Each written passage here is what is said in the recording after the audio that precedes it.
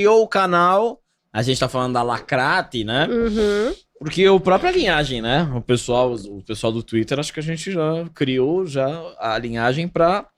Mas não foi o objetivo da linhagem, Uhum. a lacração ela foi uma consequência. Sim. A gente falou, meu, isso aqui é muito ridículo. Agora eu queria saber de você, do seu canal, já que a gente tá nesse tema, você falou, meu, eu vou falar sobre isso aqui, ou você tinha um receio, você esperava hate, o hate não foi tanto quanto você esperava. Uhum. Como é que foi essa questão pra você? Porque aqui é um terreno político, né? Você sabe. Sim, eu acho que você... Perfeito na sua colocação. Quando você começa a falar de cultura woke, de lacrada, de progressismo, nós falamos meramente porque essas coisas invadiram o entretenimento que a gente consome. Eles vieram depois de nós enquanto nerds, entende o que eu quero dizer? Então, se a gente tá falando disso, não é porque a gente fala só disso, é porque isso tá por toda parte, é consequência a gente falar. Dito isso, lá no canal, não tive receio não, era pauta, eu fiz. Era um assunto que me interessa. Eu gosto da provocação do pensamento, gosto do assunto. Gosto de conceitos, eu gosto de filosofia, eu gosto da definição, eu gosto de estudar um pouquinho. Então, um pouquinho. Nerd até certo ponto. Então, acabou saindo de mim. E aí o primeiro vídeo que eu fiz foi exatamente esse das mulheres na ficção.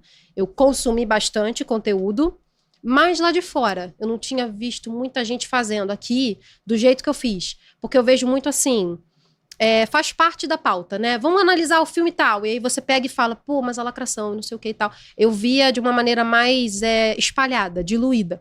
Falei, cara, eu quero fazer um vídeo fazendo um apanhado mesmo da coisa. E, poxa, eu tenho vontade de fazer até outro, porque eu acho que hoje em dia eu faria com mais informação ainda.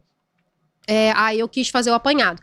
E aí isso também entra na minha estrutura. Geralmente eu faço assim, eu gosto de pegar uma coisa que é um conceito, um pouquinho mais abstrato, e aí eu falo dele, e depois eu sigo com alguns exemplos, pra também não ficar só no conceito, porque a gente veio da escola, a gente sabe como é que é, quando o professor passava uma ideia pra nós, e o exercício a gente não saía igual, né? Nossa, tá aqui esse teorema de Pitágoras, agora faça. Não faz. Então, pra poder simplificar mesmo, tanto na minha mente, quanto na mente de quem tá assistindo. Eu penso muito nisso. Quem tá assistindo, tá entendendo o que eu tô falando? Nessas horas eu dou todo o mérito ao meu esposo, que ele trabalha com marketing, então assim, sabe a arte de comunicação muito bem. Ele vive falando pra mim, ele falou assim, Débora, seu texto tá legal, mas isso aqui ainda tá muito dentro da sua cabeça. Dá uma refinada nisso aqui pra você ter mais alcance, ter mais engajamento, claro, mas principalmente pra pessoa entender o que você tá falando. Não adianta você ser o rei da sabedoria e saber muita coisa complicada se você não souber traduzir isso de uma linguagem simples que o máximo de pessoas entenda e possa se beneficiar com isso. Excelente, hein? Olha só. Ô, Debbie, vamos falar da queridinha, a queridinha da Liga Nerdola. Vocês sabem quem é a queridinha da Liga Nerdola? Coloca aqui no chat, deixa eu ver quem é o primeiro que vai acertar. A queridinha da Liga Nerdola. Vamos ver, atenção, vamos ver se alguém coloca quem é a queridinha da Liga Nerdola. Vou dar 3, 2, 1 aqui. Se aparecer no chat, eu vou dar uma moral, hein? Demorou, hein? Demorou, atenção. Não é. Aí, grande reno. Vamos falar de Rachel Ziegler. Vamos, Poxa. querida Rachel. É a queridinha da Liga Nerdola. Se ela soubesse o quanto a Liga Nerdola ama a Rachel Ziegler, ela viria aqui no Brasil e viria aqui no Linhagem Cast. Eu receberia ela de braços abertos. E eu quero saber de você, Debbie, porque, claro, a gente repercute com frequência a Rachel Ziegler. Sim. Ela é a principal responsável, na minha opinião, pelo fracasso antecipado da Branca de Neve, apesar da escolha dela ter sido uma escolha errada. E eu quero saber a sua opinião sobre todo o contexto, né? sobre os posicionamentos da Rachel Ziegler, a sua opinião sobre a Disney ter escolhido uma Branca de Neve feia. Eu vou trazer a minha opinião, não sei se você acha ela bonita, tá? Mas ter trazido uma Branca de Neve que não é branca como a neve, mudando o conceito da própria história, né? Que agora ela vai ser chamada de Branca de Neve porque ela foi encontrada na neve, né? Tipo o Yoga, né? Daqui a pouco só falta ela soltar o pau de diamante, né? No Dá filme. pra fazer um crossover com Frozen. É, já, exatamente. Né? Então, a sua opinião sobre o posicionamento da Rachel Ziegler nas entrevistas, o que ela falou, que a Branca de Neve é antiquada, a Disney escolher a Gal Gadot pra ser a Bruxa Má e a Rachel Ziegler pra ser a Branca de Neve. Conta pra gente. Vamos lá, eu acho assim, a princípio, eu até fiquei com um pouco de dó, porque eu acho que ela começou lutando uma batalha daqui de baixo, né? Ela teve que subir uma ladeira. Teria, vamos usar o tempo verbal correto, ela não subiu. Ela teria que subir uma ladeira para poder chegar num nível de simpatia do público. E aí eu gosto de comparar muito ela com a Hailey Bailey, lá da Pequena Sereia, que sofreu também um escrutínio semelhante. E com certeza ela sofreu ataques, com certeza, porque até a gente sofre, imagina elas. Então assim, com certeza, mas a Hailey Bailey, ela foi uma princesinha Disney da vida real, até onde eu sei, nas entrevistas que eu vi, ela se portou de um jeito, não como se ela não estivesse se importando, em nenhum momento essa menina foi arrogante, em nenhum momento ela tentou usar uma armadura, como eu vejo a Rachel tentando. De todas as formas erradas possíveis. A Hailey Bailey, ela ficou na dela, ela fez o trabalho e quando o filme chegou, muita gente gostou. Simples assim. Com todos os problemas que a Pequena Sereia tem, o live action, eu acho que ela mandou bem. Ela atuou legalzinho e ela Sim, canta não foi ruim. pra caramba, Canta né? bem. Ela me ganhou no trailer. Quando eu ouvi a voz dela no trailer, eu falei, caramba, deu um arrepio aqui. Ariel, hein? Mandou bem, Disney. Até que, sabe, eu consigo entender. Não é o ideal, acho que deveria ter sido uma menininha ruiva de verdade, porque é impossível você pensar que não tem um talento feminino ruivo que canta muito em Hollywood. Pô, Hollywood é uma terra de todo mundo, cara. Aparece a galera lá, você faz um casting, você faz um bom trabalho de casting e aparece. Então, assim, com certeza eles estavam lá na brainstorm e lacração primeiro, roteiro depois, blá, blá, blá. Beleza, já começaram errado. Mas daquilo que começaram errado, eu acho que ela tirou o melhor possível. Ficou quietinha, fez um bom trabalho, foi muito reconhecida. E a Pequena Sereia não tem um agravante tão grande assim em relação à etnia da personagem, porque, de novo, o ideal é que ela fosse como Ariel para poder representar melhor o original. Mas já que não foi isso que tivemos, não derruba a história, né? Agora essa aqui, velho, se tu lê o conto dos irmãos Grimm, há motivo para ela ser branca como a neve, lábios rubros de rosa e cabelo preto de ébano. Tem toda uma carga simbólica, tem toda a parte da mãe dela que queria ter uma filha assim. Por isso A mãe dela? Por isso que eles tiveram que mudar a história, cara. Essa história... Essa daí eu não sabia. Contextualizando a parada. Eu vi até o vídeo de vocês, eu morri de rir. Vocês falaram assim, por causa que ela vai sobreviver a uma tempestade. Putz, grila. Gente, não é nada disso. Qual é a história dos irmãos Grimm? Vai lá. A mãe dela, ela tava fazendo uma coisa de tecelã e tava rolando uma, de fato, tempestade de neve lá fora e tal. E ela cortou o dedo, ela furou e aí pingou o sanguinho, 3 gotinhas de sangue, é tudo muito simbólico. Número 3, número 7, tá tudo espalhado pela história. 3 gotinhas de sangue. E aí ela desejou no coração dela, eu queria ter uma filha branca como essa neve, com o lábio da cor desse sangue. Com Esse desejo hoje em dia, né? Margot Robbie que o diga, né? Já, opa. Nossa, eu queria ter uma filha branca. Ai, gente, a Isa deve ter desejado, né? Assim, eu estou só citando o livro, ok? Está escrito. Vamos ler os irmãos Grimm. Não tô falando isso, não. Então, assim, mudaram justamente por causa disso. A partir do momento que você toma uma decisão, a esdrúxula dessa, né? Uma coisa que poderia ser totalmente evitada. Muda totalmente a origem do conto. E aí, como desdobramento dessa decisão ruim, ainda escala uma atriz que ela não tem habilidade de se calar e fazer um trabalho. E eu acho até que ela pode fazer um bom trabalho no aspecto técnico. E a gente vai entrar de novo na objetividade e na subjetividade. Eu acho que ela vai cantar bem. Vocês já viram West Side Story, lá do filme do Steven Spielberg dela? Não. De novo, eu esqueci o nome do filme em português. Mas em West Side Story, pô, ela mandou bem. Eu não vi o filme todo, mas eu tive que pegar clipes e tal pra poder fazer material sobre ela, pesquisar. A menina canta, a menina tem um certo carisma na tela, a menina atua, ela não é ruim. A Disney não ia escolher uma atriz meia boca, assim, terrível, pra fazer a Branca de Neve de todas, entendeu? Só que, assim, o que ela tem de talentosa, eu considero, ela tem de falante. Ela fala muito. Ela não perde uma oportunidade de ficar calada. Lá no início, eu acho que ela queria, ela tentou, ela intencionou construir um branding.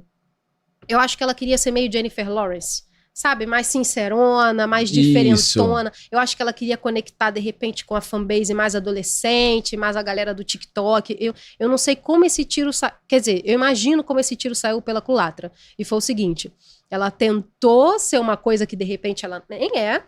Beber uma aguinha aqui. Tentou ser algo que, de repente, ela nem é. E aí a personalidade dela começou a surgir, assim, pelas rachaduras, entende? Porque ela fala com muita convicção. Por mais que ela conte uma história da infância dela, e eu acredito quando ela fala, nossa, o parque temático lá da Branca de Neve me assustava. Eu acredito quando ela fala isso. Só que aí ela vem em cima, né? Ela vai empilhando as ofensas. Esse é o problema. Se ela falasse assim, poxa, o parque temático da Branca de Neve me assustava. Mas depois eu entrei em contato com a obra, depois eu li o Conto dos Irmãos Grimm, depois eu vi o filme da Disney e eu vi que era incrível, era uma beleza e tal. E é uma honra participar disso. Gente, a Gal Gadot tava falando exatamente a mesma coisa do lado dela, na mesma entrevista. Era só ela copiar. Ela não teve essa habilidade de copiar. Ela quis ser diferentona. Ela quis vender um branding. Mas você acha que é ela ou é um conjunto? É a galera da Disney também, do marketing, falou, ó, vende o filme assim. Ou você acha que foi um livre-arbítrio dela? Assim, eu acho que é um conjunto da obra. Eu acho que ela foi brifada da Disney falar assim, seja mais diferentona, sabe? E aí ela foi ser diferentona e falou que não devia. Porque aquilo que a gente considera que é o que não devia, porque pra gente é muito óbvio. A gente vê as coisas de um ponto de vista muito mais objetivo de quem tá fora da bolha dela. A gente vê assim, caramba, você tá se distanciando cada vez mais do original. Beleza, a gente entende isso porque a gente já tá até acostumado com os estúdios fazendo isso. Mas você faz isso de uma maneira admitida. Em todas as entrevistas, defende esse posicionamento, defende de uma maneira agressiva. Seu tom de voz é assim, você transparece arrogância a cada 5 frases que você diz. Peraí, aí você já pesou a mão demais. Para nós, que estamos fora da bolha. Mas para ela só tá defendendo um posicionamento. E muita gente em torno dela, com certeza, lá no começo, quando a gente ainda era taxado só de hater, acho que agora o público médio tá começando a entender a questão do Nerdola em relação a Rachel. Porque só o trailer já recebeu milhares e milhares de dislikes. Já tá acho que é recorde de dislike. Já tá no milhão, né? Sim. Já tá no milhão de dislike. Então, assim, o público médio tá nisso também. Tá começando a entender que a menina passou da linha. Mas lá no começo, eu acho que ninguém em torno dela entendeu, porque todo mundo fala a mesma língua, tá todo mundo na mesma bolha. Hollywood é uma bolha de uma galera privilegiada, que não tem noção do privilégio que tem e tenta, de alguma forma, alcançar a virtude, apesar do privilégio. Às vezes eu acho isso, sabe? Acho que é uma questão até, assim, interna, psicológica. Eu acho que os caras, eles têm um pinguinho de consciência, talvez, da grandeza que eles têm na vida. Eles têm tudo, cara. Eles têm a celebridade, eles têm o dinheiro, eles têm reconhecimento por um trabalho que, vamos combinar, é difícil, é especializado, entretém e tem muito valor, mas não é um 9 às 5. Não é assim, tu não tá construindo uma casa, tu não tá num consultório, tu não tá num centro cirúrgico salvando uma vida, entendeu? É um trabalho que veio a pandemia aí e provou que não é essencial, tá entendendo? O Emílio sempre falou isso. Não é essencial. A gente não faz a menor diferença na sociedade. A gente não se a gente parar de existir. Se tirar o teatro e a TV, o mundo continua normal. Exato. Fica chato, né? Porque lá, de acordo lá com aquele coach da Sociedade dos Poetas Mortos, cara. Sim. A gente vive porque tem que ter matemática e física e o trabalho e essas coisas, elas fazem a gente viver, mas é a poesia que faz a vida valer a pena. Captain, my Captain. Oh, Captain, my Captain. Wonderful. Então, assim, a gente tem que ter noção. E eu acho que pelo menos um pouquinho esses caras têm, porque estão respirando isso todo santo dia. Eles sabem, de alguma maneira eles sabem. Então, eles tentam encher-se de virtude onde eles conseguem, que é no discurso. E o discurso progressista, ele tem uma aparência de virtude muito grande no início. É por isso que é tão fácil doutrinar crianças e adolescentes no colégio. Ora, vocês já tiveram lá, eu já tive lá. A gente teve essa mesma aula, de que de uma maneira até sutil na época, na minha época era mais sutil. O professor não tinha tanto assim, amigos e inimigos, não, era mais sutil. Mas o professor estava claramente puxando uma sardinha pro lado vermelho da força. E a gente sabe na disso. minha época de escola, Karl Marx era um herói. Na minha escola. também. É isso aí. Karl Marx, Che Guevara, né, essa galera. Stalin, meu professor já tinha um pouquinho de medo de falar. Mas ele até, né, puxava uma sardinha. Então, assim, por quê? Porque o progressismo, ele é muito virtuoso a princípio. Quem não quer uma sociedade igualitária? Quem não quer oportunidade para todo mundo? Quem não quer respeito, igualdade, inclusão? São palavras que em si só, o significado encerrado ali é sensacional. É óbvio que a gente quer isso. É óbvio que eu quero pessoas de diferentes backgrounds trabalhando numa indústria como Hollywood. É óbvio que eu quero negros e pardos e vermelhos e eu quero mulheres mais velhas, eu quero homens mais velhos, eu quero gente mais nova, eu quero uma linha de produção diversificada. Na teoria, é lindo, mas a gente sabe, hoje em dia, que não foi essa a prática, né? Na prática, a teoria virou outra. Então, nós temos noção disso. Eles não. Tudo que eles têm de acesso a nível de conhecimento é o discurso, porque eles não estão na sociedade como a maioria de nós está. Então, a bolha deles só penetra discurso. Ela fica no discurso porque ela acha que isso é bom. Ela ainda acha que, assim, romance, ela ainda atrela o romance da Branca de Neve como opressão. Sim. Ela atrela, o príncipe é um stalker. Você sabe por que ela falou isso? Porque um dia alguém foi no TikTok e falou e virou trend. Um dia alguém foi no Instagram, falou e virou uns comentáriozinhos, sabe? Vou destruir sua infância em 5 segundos, por exemplo. Já viu uns negócios assim? Sim. Que cada personagem do Ursinho Puff é um problema psicológico diferente. A Rachel, ela tem a profundidade de um pires, gente. Essa que é a verdade. Então ela foi lá, com certeza, pegou esse tipo de comentário e enfiou no discurso dela para poder trazer um pouquinho de substância. Só que a substância que ela trouxe foi errada e o tiro saiu pela culatra. Eu acho que foi isso. Muito bom, excelente resposta. Parabéns, viu, Deb? Bela linha de raciocínio. Só fazendo um complemento no que você trouxe aqui. Longa linha. Linha, comentário Oppenheimer. Longo. O trailer da Branca de Neve está atualmente com 1.300.000 dislikes e apenas 95 likes. É um grande recorde para a história da Disney.